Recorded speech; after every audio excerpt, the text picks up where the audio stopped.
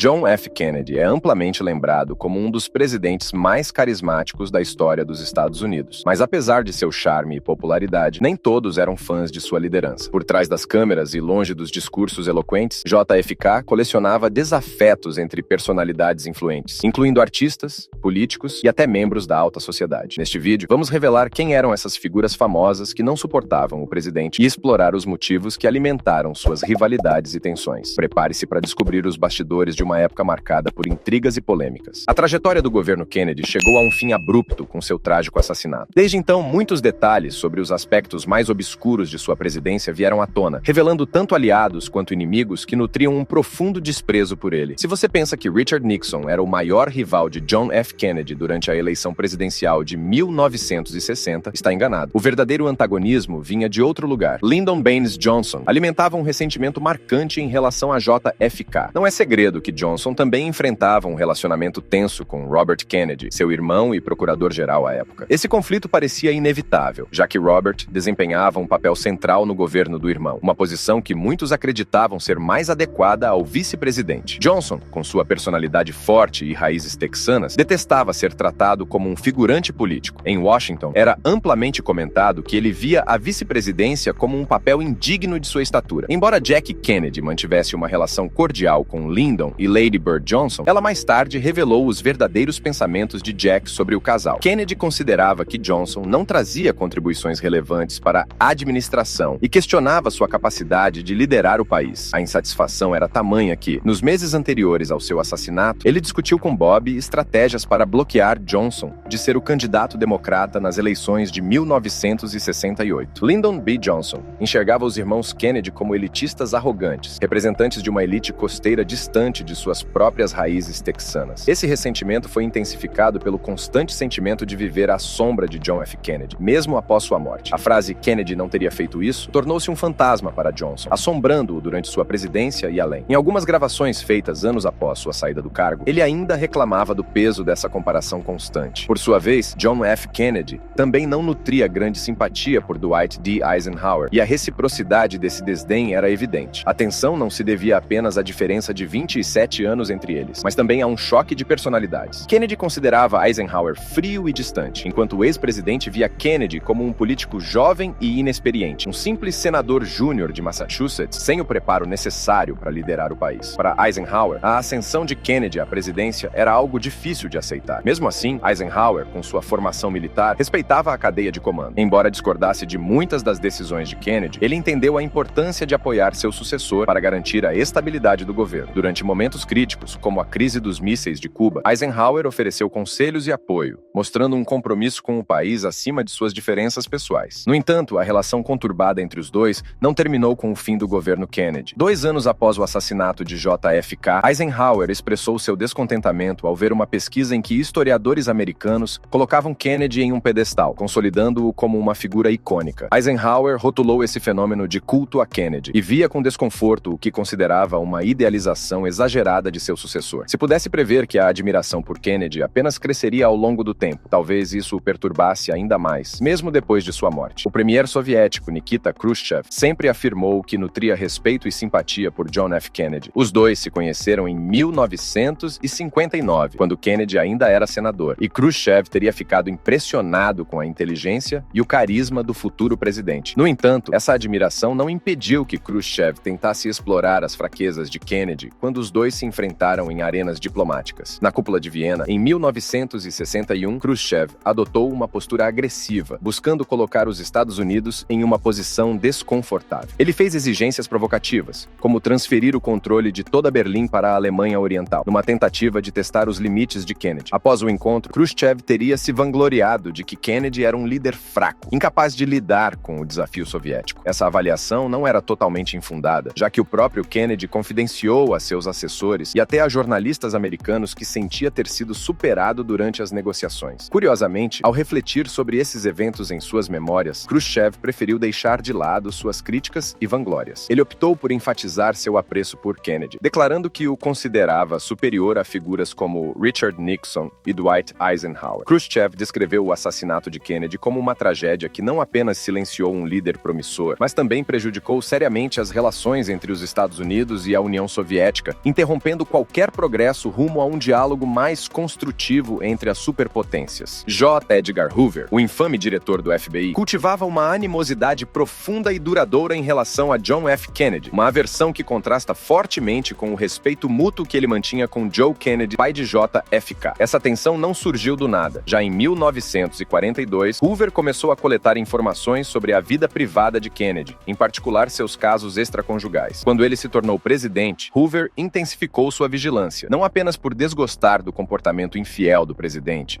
mas também por desaprovar muitas de suas políticas e decisões como chefe de Estado. A relação entre Hoover e os irmãos Kennedy era um terreno minado de desconfianças e rivalidades. Embora JFK mantivesse uma fachada pública de respeito por Hoover, nos bastidores, ele o considerava uma figura perigosa e indigna de confiança, especialmente devido ao poder absoluto que o diretor do FBI exercia sobre sua extensa rede de vigilância. A ideia de demitir Hoover era um desejo recorrente de Kennedy, mas ele recuou após vencer a eleição presidencial de 1960. Apenas um dia depois de sua vitória, ele surpreendeu a todos ao confirmar que Hoover permaneceria no cargo. Muitos acreditam que essa decisão foi influenciada pelo medo das informações comprometedoras que Hoover havia acumulado ao longo dos anos, que poderiam destruir a reputação do presidente. Apesar dessa relutância, Kennedy não deixou de retaliar de maneira sutil. Ele gostava de provocar Hoover em momentos estratégicos, como interromper seus cochilos ou insistir em levá-lo para almoçar em restaurantes simples, frequentados por trabalhadores comuns em vez dos elegantes estabelecimentos de Washington que Hoover preferia. Porém, o conflito mais explosivo não era entre Hoover e Kennedy, mas sim entre Hoover e Bob Kennedy. Como procurador-geral, Bob frequentemente enfrentava Hoover de forma direta, desafiando sua autoridade e expressando abertamente seu desagrado em relação às maquinações políticas do diretor. Enquanto isso, o círculo de antagonistas de Kennedy não parava por aí. Sam Giancana, chefe da máfia de Chicago, também tinha motivos para ressentir-se profundamente do presidente. Há alegações de que a máfia desempenhou um papel crucial na vitória de Kennedy em Illinois e, por consequência, na eleição de 1960. Disse que isso fazia parte de um acordo intermediado por Joe Kennedy, que prometeu favores futuros em troca do apoio. Giancana, por sua vez, teria se vangloriado de ser o responsável por colocar Kennedy na Casa Branca. A situação se complicou ainda mais com a presença de Judith Campbell Exner, uma mulher que tinha relações íntimas tanto com Kennedy quanto com Giancana. Exner, que mais tarde revelou detalhes sobre seu envolvimento com JFK, afirmou que Giancana frequentemente se gabava de sua influência na eleição do presidente. Contudo, o apoio da máfia não foi recompensado como esperavam. Em vez disso, o governo Kennedy intensificou os esforços contra o crime organizado, rompendo completamente qualquer entendimento informal que pudesse ter existido. Essa traição aparente alimentou o ódio de Giancana. Há relatos de que um associado do mafioso afirmou que Giancana confessou ter orquestrado o assassinato de JFK, uma declaração que adicionou mais combustível às teorias da conspiração em torno da trágica morte do presidente. Assim, a complexa teia de rivalidades, traições e segredos comprometedores que cercavam John F. Kennedy não apenas moldou sua presidência, mas também seu legado, cercado por mistérios e tensões que perduram até hoje. Durante seu mandato, John F. Kennedy enfrentou forte resistência dentro de seu próprio partido, especialmente dos chamados Dixiecrats, um grupo de democratas sulistas que se opunham veementemente às suas iniciativas em prol dos direitos civis. Entre eles, um dos mais destacados e polêmicos era George Wallace, governador do Alabama, que se tornou um símbolo da segregação racial nos Estados Unidos. Em seu infame discurso inaugural de 1963, Wallace proclamou com vigor: segregação agora, segregação amanhã, segregação para sempre. Essa frase ecoou como um manifesto de desafio à crescente pressão por igualdade racial. Wallace se opôs com todas as suas forças à integração racial e, em um dos episódios mais tensos de sua governança, prometeu impedir a admissão de estudantes negros na Universidade do Alabama. Ele chegou a ameaçar desafiar ordens judiciais federais, declarando que tumultos seriam inevitáveis caso a integração fosse forçada. Esse episódio, que entrou para a história como o incidente da porta da escola, tornou-se icônico e até foi dramatizado em produções como o filme Forrest Gump. No entanto, o drama era real. Wallace literalmente tentou barrar fisicamente os estudantes negros Vivian Malone e James Hood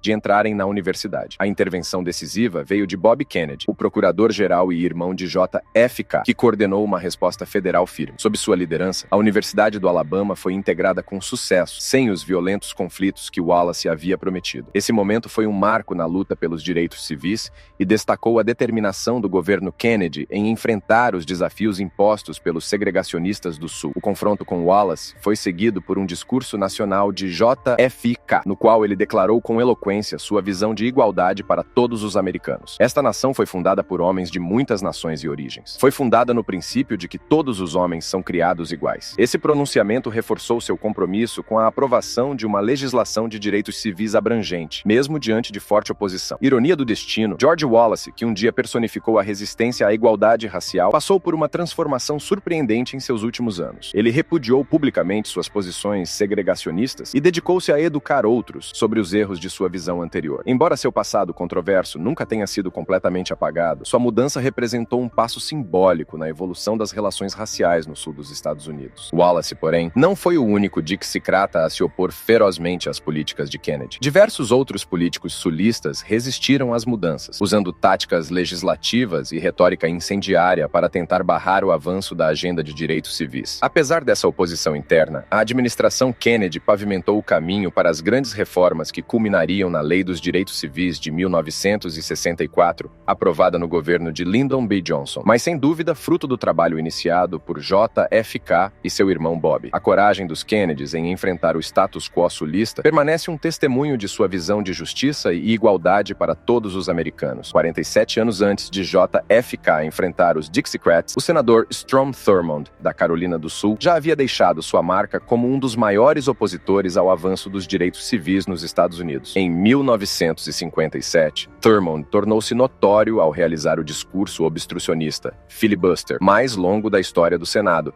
falando por mais de 24 horas consecutivas para tentar barrar a Lei dos Direitos Civis daquele ano. Apesar de seus esforços, sua maratona verbal foi em vão. 2 horas após ele encerrar seu discurso, o projeto foi aprovado. Curiosamente, nos anos 1940, enquanto era governador da Carolina do Sul, Thurmond evitava discursos sobre raça, mantendo uma postura relativamente neutra. Porém, ao ingressar no Senado, tornou-se um defensor declarado da segregação racial e um crítico feroz dos direitos civis. Ele não apenas odiava o projeto de lei de direitos civis proposto por Kennedy, mas também parecia ter uma aversão pessoal ao próprio presidente. Thurmond chegou a espalhar teorias conspiratórias absurdas, incluindo a alegação de que Kennedy planejava entregar todo o arsenal nuclear dos Estados Unidos às Nações Unidas, uma afirmação tão extravagante que até os jornais de sua terra natal, na Carolina do Sul, o ridicularizaram. Entretanto, em mais uma das surpreendentes reviravoltas da história, Thurmond também alterou suas posições com o tempo. Depois de trocar o Partido Democrata pelo Republicano em 1964, ele fez algo inesperado. Tornou-se o primeiro senador do Sul Profundo a contratar um afro-americano como membro de sua equipe. Embora suas motivações possam ser debatidas, a mudança de postura reflete o impacto duradouro das políticas de Kennedy, que ajudaram a remodelar a atitude geral do país em relação aos direitos civis. Por mais feroz que fosse a oposição de figuras como Thurmond, nenhuma crítica a Kennedy chega perto do desprezo de Bertrand Russell. O filósofo, matemático e ativista britânico chegou a descrever Kennedy como muito mais perverso que Hitler, acrescentando: "Eles são as pessoas mais perversas que já viveram na história da humanidade, e é nosso dever fazer o que pudermos contra eles." Essa visão extrema reflete tanto a posição pacifista de Russell, quanto sua percepção distorcida das políticas internacionais de Kennedy. Russell, um socialista comprometido e uma voz ativa em questões globais, envolveu-se diretamente na crise dos mísseis de Cuba. Durante o tenso impasse entre os Estados Unidos e a União Soviética, ele enviou telegramas tanto a Kennedy quanto a Nikita Khrushchev. Curiosamente, Russell poupou críticas à política russa, concentrando sua repreensão no bloqueio naval americano, que ele via como uma provocação perigosa. Quando Khrushchev respondeu com uma mensagem conciliatória, Russell rapidamente a encaminhou a Kennedy, mas o presidente não demonstrou apreço pela intromissão. Embora Russell tenha admitido posteriormente que poderia ter sido mais brando em suas críticas a Kennedy, ele permaneceu cético em relação ao presidente. Sua desconfiança se aprofundou após o assassinato de Kennedy, quando Russell criticou duramente a comissão Warren, encarregada de investigar o caso. Ele questionou a integridade da investigação e comparou Lee Harvey Oswald ao caso Dreyfus, insinuando que Oswald era um bode expiatório usado para encobrir uma conspiração maior. A relação complexa de Kennedy com opositores tão distintos como Strom Thurmond e Bertrand Russell revela a amplitude das batalhas que ele enfrentou, tanto no cenário doméstico quanto internacional. Enquanto figuras como Thurmond ilustram os desafios institucionais enfrentados por John na luta pelos direitos civis, críticos como Russell destacam a polarização que suas políticas externas geraram em um mundo à beira do colapso nuclear. Essas histórias, embora divergentes, são unidas por um elemento comum: o impacto duradouro de John F. Kennedy na história política e social do século XX. Ao longo deste vídeo, exploramos as intensas rivalidades, os conflitos e as transformações que cercaram a figura de John F. Kennedy, desde as batalhas pelos direitos civis contra os Dixiecrats, passando pela feroz oposição de figuras como J. Edgar Hoover e Strom Thurmond, até as críticas globais de um intelectual como Bertrand Russell. Fica claro que John era um homem homem que provocava emoções extremas, tanto de admiração quanto de ódio. Porém, sua determinação em enfrentar desafios internos e externos ajudou a moldar o curso da história americana e mundial. Sua liderança, embora breve, continua sendo um legado de coragem e transformação. Se você gostou desse mergulho na complexidade histórica de John F. Kennedy e seus opositores, não esqueça de deixar o seu like, compartilhar este vídeo com seus amigos e se inscrever no canal para mais histórias intrigantes como essa. Obrigado por assistir e até o próximo vídeo.